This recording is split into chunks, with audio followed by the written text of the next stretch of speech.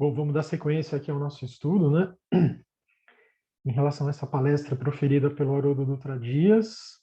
A gente está se propondo aí a tecer comentários em relação àquela viagem que ele organizou. A gente está fazendo uma releitura. Então, a gente tinha parado no ponto lá do Einstein, não é? Nossa trajetória aí em relação ao aspecto da matéria, né, que num primeiro momento tinha aquele aspecto físico, né? Matéria é aquilo que tem a massa, ocupa lugar no espaço, até chegar numa posição bem diferente que Einstein vem trazer para a gente. Ele tem essa teoria, a teoria que ele criou, a teoria da relatividade, tem a teoria da relatividade geral e a estrita. A gente se propõe aqui a falar aquela mais abrangente. Lembrando que Einstein ele se propôs, sobretudo, a estudar os aspectos macrocósmicos, diferente dos físicos quânticos, né? Que seriam os subatômicos. Então, ele se propôs a estudar aqui, no caso, principalmente a questão da gravidade. Né? Gravidade essa que a gente tomou conhecimento por meio de Isaac Newton, né? Que caiu a maçã da árvore e ele descobriu, pelo menos chegou à conclusão de que havia alguma força que atraía tudo para o centro da Terra, não é? Então, só traçando antes um paralelo, porque a gente vai adentrar nesse raciocínio einsteiniano e depois de Niels Bohr, enfim, outros físicos quânticos. Lembrando, né, que quando a gente está falando de relatividade é o grande, né? Macro, física quântica é o subatômico, ou seja, é dentro do átomo, né? De tão pequeno que é, né? E aí tem aquelas forças, teoria da relatividade, sobretudo o estudo da gravidade, ao passo que a física quântica seria o eletromagnetismo, energia fraca e forte, que a gente vai dar um conceito logo a seguir, né? Então, a gente hoje, digamos que o grande... Então, quando a gente vê aqui, né, gravidade, eletromagnetismo, energia fraca e forte, a gente tem equações. Então, hoje, o grande desafio aí, digamos assim, da física é justamente reunir em uma única equação eletricidade, magnetismo e esses elementos micro e macro, né? Gravidade e essa parte quântica, né? Reunir numa única equação, algo que eles não conseguiram fazer até hoje. Então, quando a gente emprega, digamos assim, a palavra materialismo, né, a gente associaria a Isaac Newton com relação à física clássica, porque ele deu o prenúncio, ele trouxe as primeiras leis, né, da física do nosso mundo material, do planeta Terra, não é? Tem um comentário bem interessante de Louis Pasteur, né, que é o seguinte: pouca ciência nos afasta de Deus e muita ciência nos aproxima dele. Então, a própria luz da doutrina segundo o Espiritismo, que traz que as leis morais e físicas, na verdade, elas são uma só. Então, no momento que você tem um Isaac Newton, um Einstein, né? Na verdade, eles trazem eles estão trazendo o Evangelho para nós, né? Então, esse estudo, por isso que existe essa conexão, e houve um intento aqui de fazer essa releitura da palestra do Haroldo, porque esses conceitos, sejam os físicos ou esses extrafísicos, né, digamos, além da física, parafísicos, não sei se a gente poderia chamar desse modo, eles, na verdade, teriam uma comunhão, né?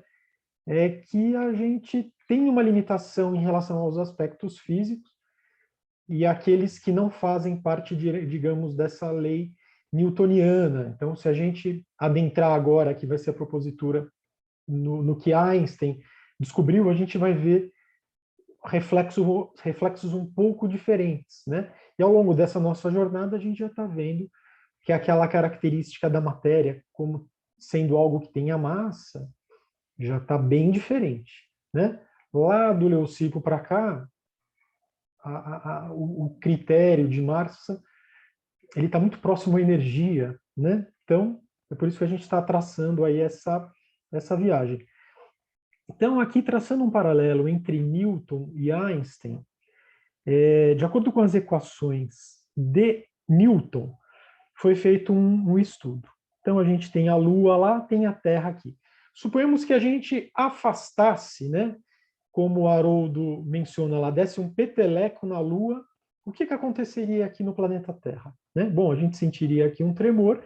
De acordo com as equações de Einstein, diferente daquilo que Newton propunha, né? Newton propôs que, dado o peteleco lá na Lua, a gente sentiria instantaneamente aqui. E depois, pelos experimentos, inclusive por meio de equação, se não me falha a memória, Einstein definiu que não era instantaneamente. Né? Existe um campo gravitacional, aí, como a gente já viu, entre esses dois corpos, e a gente iria sentir aqui o tremor, né, o reflexo aqui do afastamento da Lua 1,2 segundos depois. Então, existe, né, inclusive essa malha aqui, quando vem desenhada, eles fazem muita alusão, os físicos, à questão do espaço-tempo. Espaço-tempo esse que a gente gravou, inclusive, à luz de um excerto da Teosofia, uma abordagem, né, feito um diálogo com o amigo Haroldo sobre... Haroldo aí, no caso, não Haroldo Dutra, né? O outro amigo Haroldo, à luz do espaço-tempo, né? Então, Einstein, por meio dos experimentos feitos, determinou que, né, verificou que nada viaja no espaço acima da velocidade da luz. Então, a velocidade da luz é aquela que a gente sabe que ela é em torno de 300 mil quilômetros por segundo, né? Então, aqui a gente só está colocando em metros por segundo, só para verificar realmente o quanto, né, é grande essa velocidade, porém, não é instantânea, né? Então, diferente do que Einstein, diferente do que Newton, o brilhante Newton, né? Porque, na verdade, esses físicos eles vão complementando, eles vão completando os raciocínios um dos outros.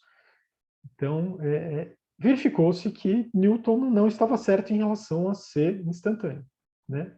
Porque instantâneo somente a velocidade da luz, ou, digamos, próximo a isso, porque é uma velocidade imensamente grande, né? Então, deu aquela diferença que a gente mencionou de 1,2 segundos. Às vezes, inclusive, quando a gente está olhando uma estrela, né, lá no céu, essa própria estrela ela já morreu há muito tempo e a gente está recebendo a luz dela aqui, né? Então, o